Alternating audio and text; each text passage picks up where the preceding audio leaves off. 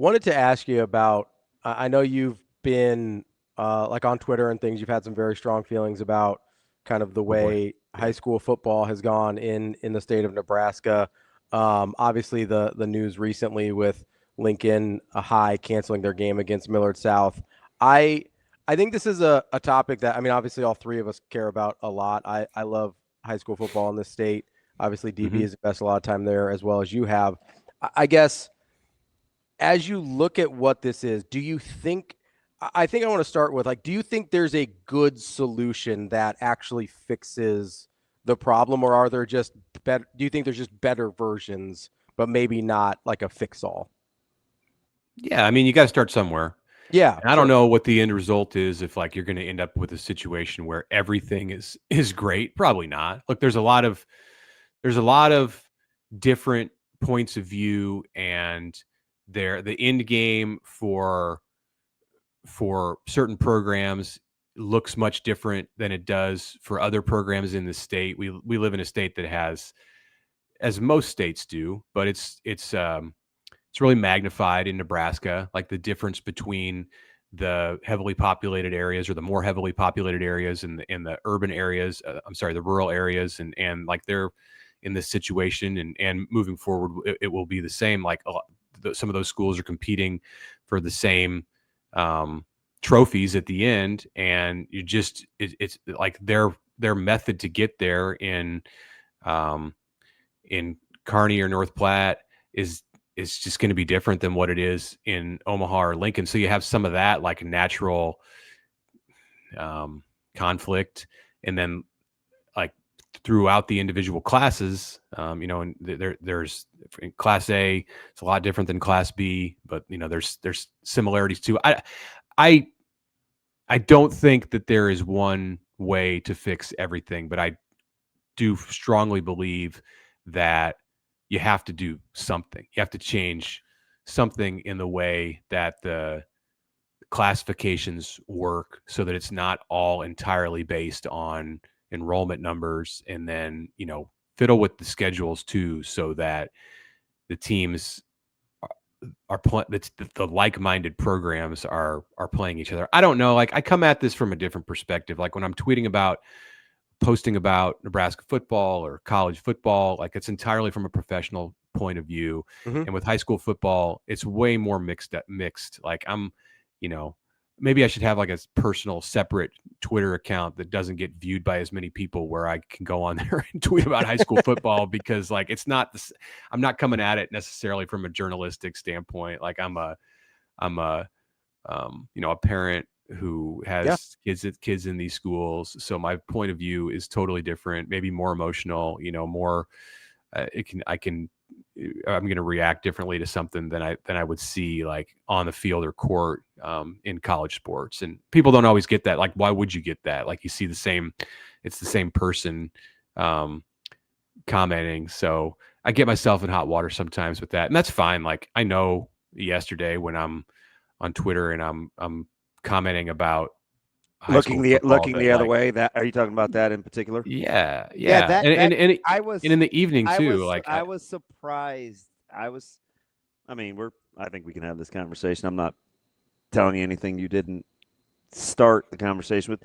That I was a little taken aback at the at that at that immediate response, but given how you prefaced the emotions and parenting and Hmm. different than a journalistic standpoint, it is, and I don't expect it's people to social understand media, that. right? Like Yeah, that's yeah. I'm not judging that. Yeah, I'm not out there writing articles about high school football, although maybe I will. And I looked at it last year, during the state playoffs, about doing something that was more geared for a national audience about this situation in Nebraska where there's this competitive imbalance, and maybe this is the year to do it. I don't know. We'll see how the next few weeks go, and some of that's going to depend on like Nebraska's season in November too, and if I'm knee deep, or I'm either knee deep or neck deep in coverage of the Huskers. It could go one of two directions. So yeah, I mean, Damon, I do think like that there are people. I don't think that's too strongly worded to say that there are people who want to look the other way. I think there, unfortunately, Mm. are administrators, and Are I'm you not talking talking about about at the high anybody. school level or at the scholastic at the NSAA level? Well, I mean, it's one and the same, as it was pointed out to me later, and it's something that I know. I understand that I mean, that you the do have NSAA some is its people in members. admissions and athletic directors and principals that share different opinions than what For is sure. actually happening at the NSAA level. Yeah, I think there's a Sometimes lot of it happens people. within the building.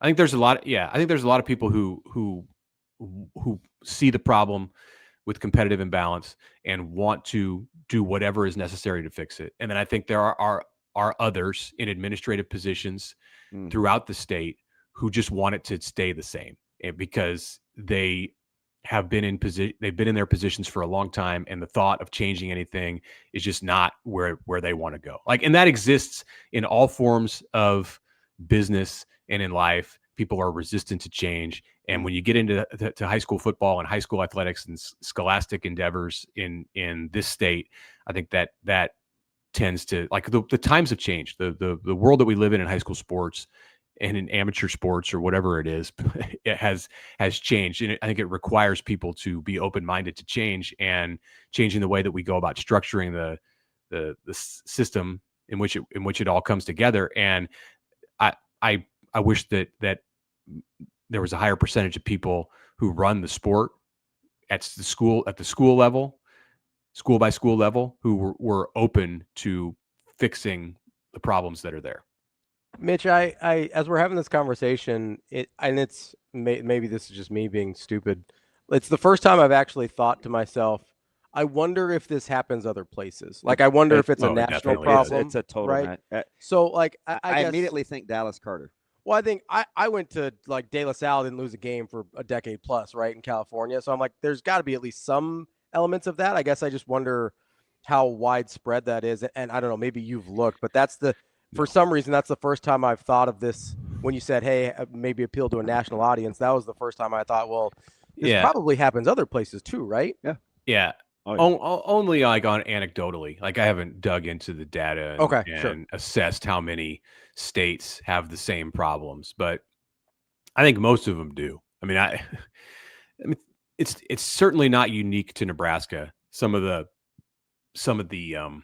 like, different viewpoints that exist, it's all over the place in states all over the country. So I think that there's plenty of places that are dealing with this kind of stuff, and it would be interesting to look at how other states have tried to manage it.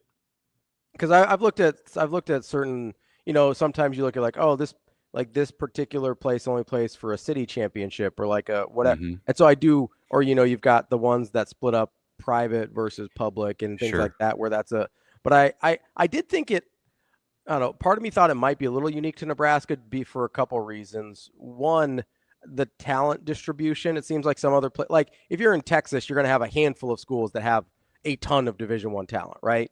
Or if you're in California, Florida, whereas Nebraska, that's not always the case. It's a little easier to congregate most of the talent sort of in one place, which I think would make it a particular imbalance. And then also just sort of the population structure of Nebraska is a little bit vastly unique as well. So there was a part of me that I guess did think maybe this is a pretty uniquely Nebraska issue. Yeah. I mean, there's things about Nebraska, like what you mentioned, that are unique, but I don't think the problem with the competitive imbalance is unique. I think that other states are going through the same stuff.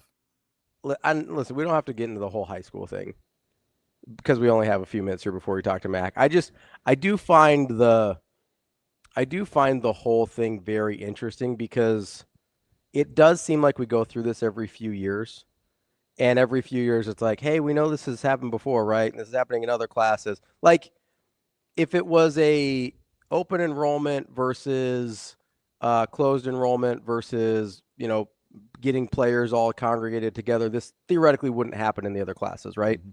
But it does. Like this, it happens regularly and maybe worse in other classes than it does in Class A. So I just sit here and I go, I get that it's a problem. I don't know. A, I don't know if there is a solution without doing something like drastic. And B, I don't know why there's certain times we care and there's other times we don't. I think that's the part that's confusing me. So I think times so it's interesting. Because it does seem selective, and, right? And its totality, it's a super hard solution. Yes, for sure. Right, but there are microcosms. What I think makes some people upset, is it's a small community, so like people are they're well aware, right? Whether it starts at the youth level or inviting kids to games. There's things that go on now with suggested quote unquote NIL to come to high schools, or getting places for people to live. There are those small pockets of things that happen. Sure. Right. That are kind of above and beyond. Yeah, they're a little extreme. Yeah. Right. But I mean, people are lying if they tell you they're not that it isn't happening. That it isn't happening. Yeah, right? and questionable. And the problem is sometimes it's those people that are actually talking. Sure. Right. So they probably just need to be quiet. Okay. Fair. Totally fair. So I think that rubs people the wrong way. Absolutely.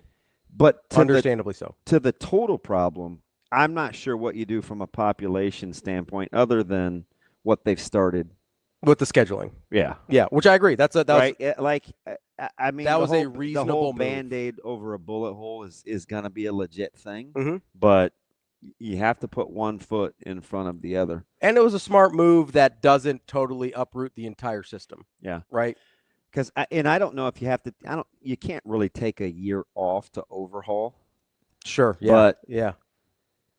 And I mean, if you're going to do it on the fly, I think good first step. It's a good first step. Yeah. I mean, it's definitely a complicated issue, and I do think there's things like you talked about where people are kind of pushing that envelope into a place where you're of questionable legality. Yes. Where they're playing in the gray areas, where I do think that is what makes people mad quite a bit. But I mean, that's really why I think sometimes people care. I mean, we've seen it in wrestling, we've seen it in softball, we've seen it in football, I mean, I agree. We've seen it in baseball. When somebody feels like you're cheating, they get mad. Yeah, which I get. Yeah, I totally get. So I think that has a lot to do with it. I think what makes me mad a little bit is like, hey, like 99% of the schools here have open enrollment. Like, why do you have to don't cheat? It's not well. You know what I mean? Like you can do almost whatever you want within the bounds of the rules. Yeah. I mean that's the pushback on. You know what I mean? Select feeder programs that intentionally have feeder programs. Sure. From all over the place, right? Whether it's public, private, whether those kids aren't or are in your district, to specifically get them to go to your school. I don't have any. I mean, I think because of the open enrollment issue, it is pretty. I mean, where are you going to tell them to not do that, right? Right. Hey, you listen. I know you're this program, but leave the kids at St. Columba Kill alone. Yeah. Right. Like you can't do that. Right. We've got our next guest with us here. It is the head coach of your Creighton Blue Jays. I just lost him. Okay, just kidding. We'll get to him in just a second. Figure it out, Shane. Gee, Christmas. No, but I do think there's it's unique in Nebraska because the difference isn't between private and public the way it is some places, right? Yeah. If a kid's out of middle school and you want him to come to your school, that's cool, right? Yeah, I don't have any problems with that. But I mean, let's stay out of the hey, you can get paid this much, or Nebraska will do this. Let's not do that. Famously, NIL not legal in Nebraska. Let's not do that for high